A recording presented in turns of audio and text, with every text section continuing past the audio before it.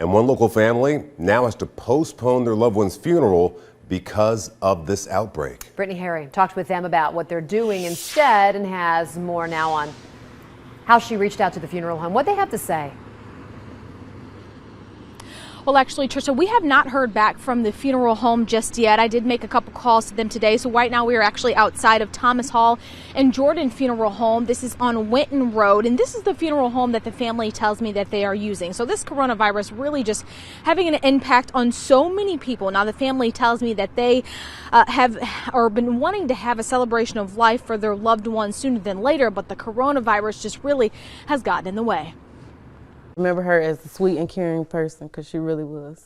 That's how family members describe Aysa Royles. Royles was a fighter, they say. Royles lived through being shot several years ago and losing a leg at the age of 22, but she was determined. A couple of years ago, Royles quit her job and launched her own jewelry company called ADMR Jewelry, something Royles' family says she was extremely passionate about.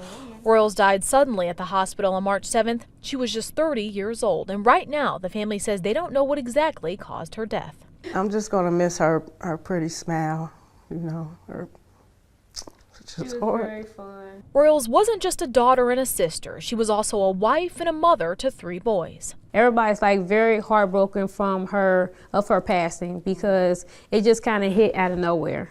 So it's sad that we can't have everybody there for them to celebrate her life, because everybody loved her so much and appreciate all the jewelry and stuff that she did for them. Since Royles' passing, her family says they've been trying to plan her funeral, but it hasn't been easy. They had a church picked out, but on Monday the family says they got a call saying they couldn't have it there because there couldn't be more than 100 people. We was very upset, because we're over 100 people alone. Both our families are big on my side and her dad's side. So we're how are we going to do that? But we were okay, well, that church is just saying that, let's try to find another church. They did, but the family says that church told them they couldn't have it there either. Ohio Governor Mike DeWine wrote in a tweet on Tuesday, for funerals he suggests holding a small private memorial for right now and a large service later. I will miss her just calling me mommy.